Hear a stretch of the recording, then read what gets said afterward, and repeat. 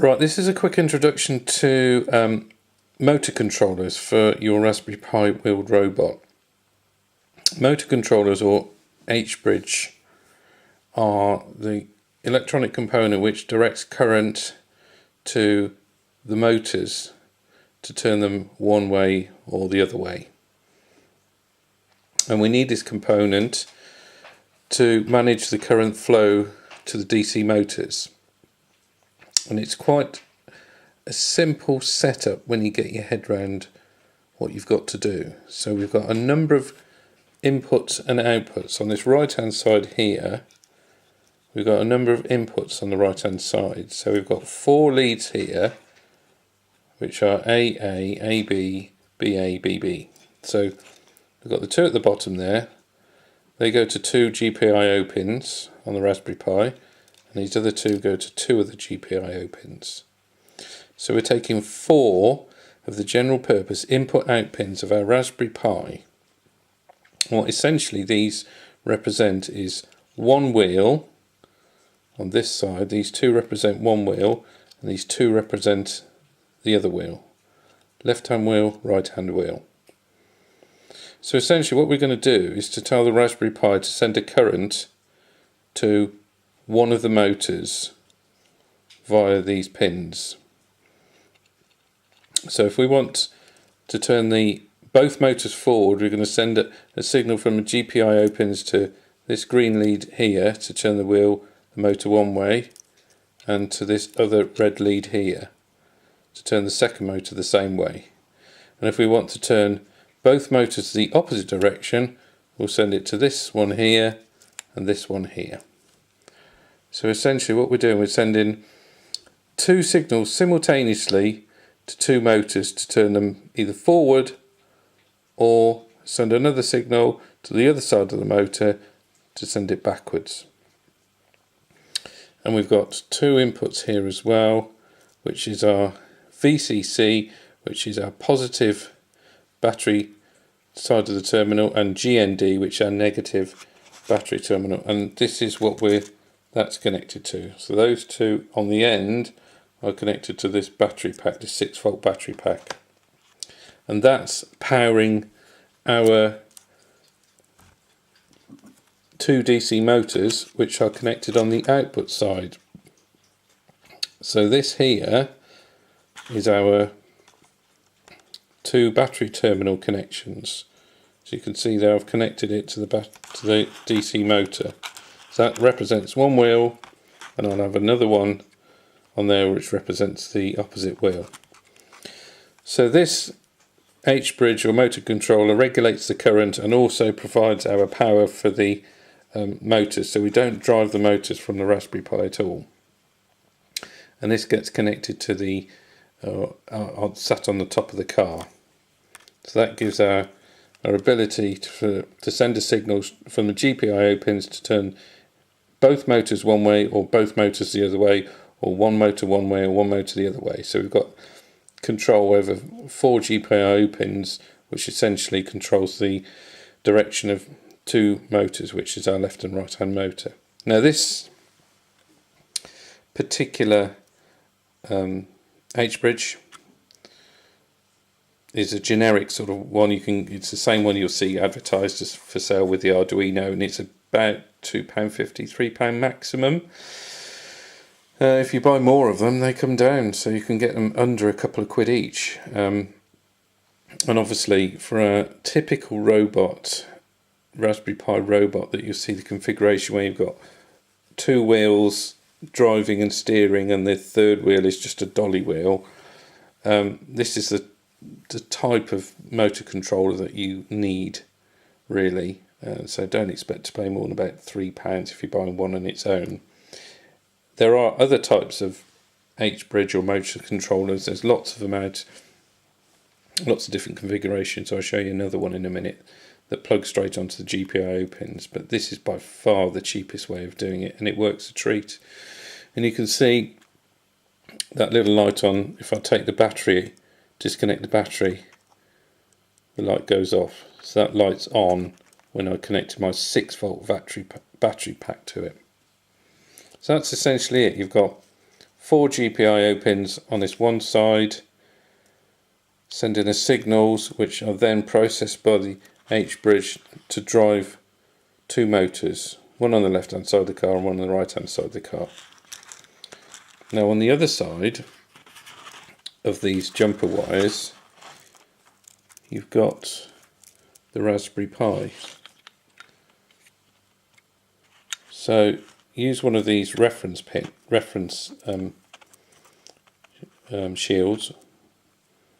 This one's a bit thick actually. There's another one that I've got, a red one, Mod My Pi one, works well. Or Simon Monk, he's got like a Pi leaf as he calls them. You can print it off, just push it over the pins. Now you can see here you've got numbered,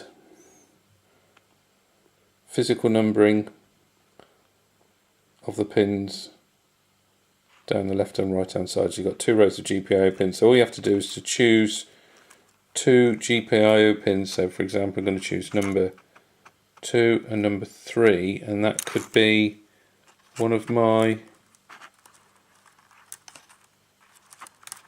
motors. So make sure that it coincides. So, and I would choose 2 other pins, 2 GPIO pins for the other motor, and I'll plug these in. So I could choose number, see, 18 there, or 11 or 9.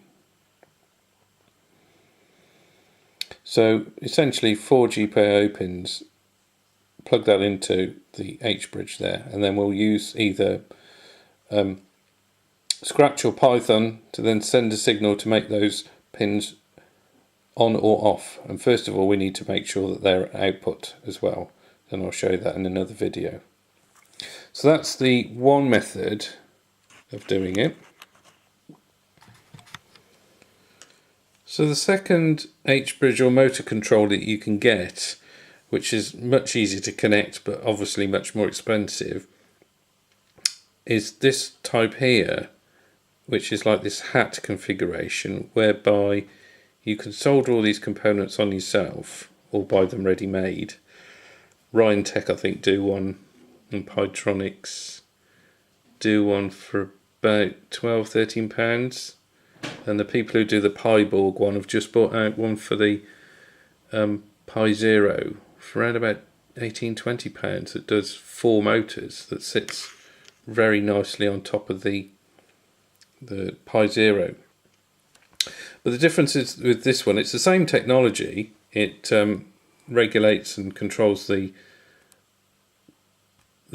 signal from the Raspberry Pi GPIO pins, is that it actually plugs straight onto the GPIO pins there. So it's really quite neat. So you just pick the thing up and plug it on. You can see this is an earlier version of the Pi, so this one actually covers all of the GPIO pins there. But it works in the same way as the other one I've just talked about, whereby you've got your motors coming in here, your left, right and your right motors there, and here is where you will plug the 6-volt battery pack in. So again, you've got 4 GPIO pins which send signals to the motors and turn either both forward or both backwards, or one backwards or one forwards. So this is another type of H-bridge which is obviously more expensive than this one I just talked about here, but they both do pretty much the same thing. You've got 4 GPIO pins sending signals to 2 motors, either left or right motor to turn it left or right, both simultaneously or independently of each other. And the important thing is both of them use a 6-volt external battery pack to supply power to the DC motors which are driving the wheels. You don't take power off the Pi. It's not best practice to do that. And you can see here these are the 2 terminals for each motor. We're on the output side, and those signals are coming from the GPIO pins, regulated by the H-bridge there, and then being the signals sent out either GPIO on or off, high or low to the DC motors. And again, we'll look at GPIO 0, which is the easiest way of doing this to control it, or scratch to control the motors. And that's your H-bridge or motor controller. And if you're on a budget, you'll get one of these types. If you get a lot of them together, £2 or £3. If you want a slightly more sophisticated one, you expect to pay £7, £8, £10, up to £20 for a much more sophisticated one for the people who do the Pi-Borg. So yeah, you get much easier to use these ones because they just plug straight onto the GPIO pin. So it's up to you, however much money you want to spend, really. Right, what I've got here is a sort of test station set up to give you an idea how all of this goes together. So we talked about DC motors earlier on. So I've got one DC motor there represent my left, and one DC motor representing my right drive. And you can see both of these have got reduction gearboxes in. There's my H-bridge. There's the 4 wires coming out of the 4 GPIO pins, which go into the input side of the H-bridge there. And we've got my power pack, 6-volt power pack plugs in there. And then on the output side, we've got these two represent one motor, and then these two outputs represent the other motor. So I'm driving it with scratch, so I told it to make all my GPIO pins out, so sending the signal out, and I've set up like forever loops, so when I press the up arrow it sends a signal to both motors, but only one pin on each motor, so it should send them both forward. But I've got these wired round the wrong way, so gives you an idea how you can just swap them round swap the wires around on the H-bridge. So if I press my up arrow button now, it's going to make an absolute racket because of the motors.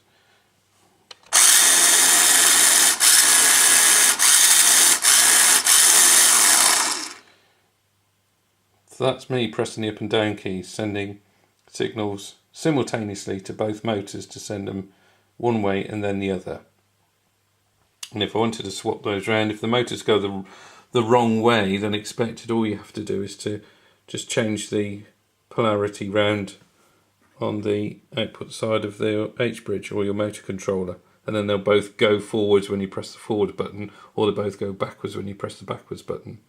And obviously you can have combinations of other buttons to send one forwards and send one backwards to do a swift sort of turn, or the space bar for them to stop, which is very useful. So I'm pressing the up arrow,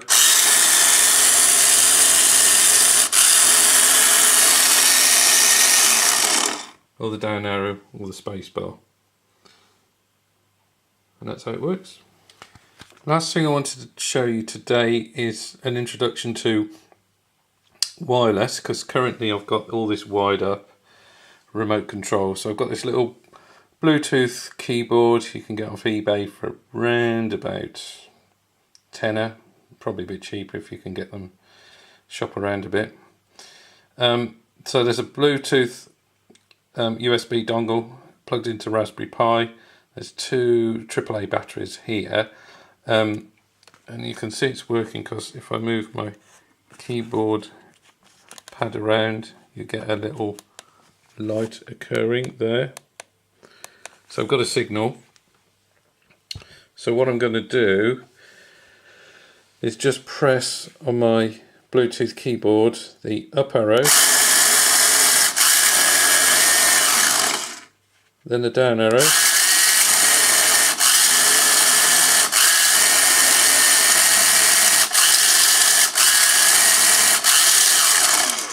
and then the space bar there to stop it. So we'll look at that in another video in a bit more depth, but you can use Nintendo Wii, Nunchuck, PS3, Xbox 360 controllers as well, but that's much more involved. So this is definitely the easiest way and cheapest way to actually drive it, is to use a Bluetooth keyboard, and then you've got a wireless control then.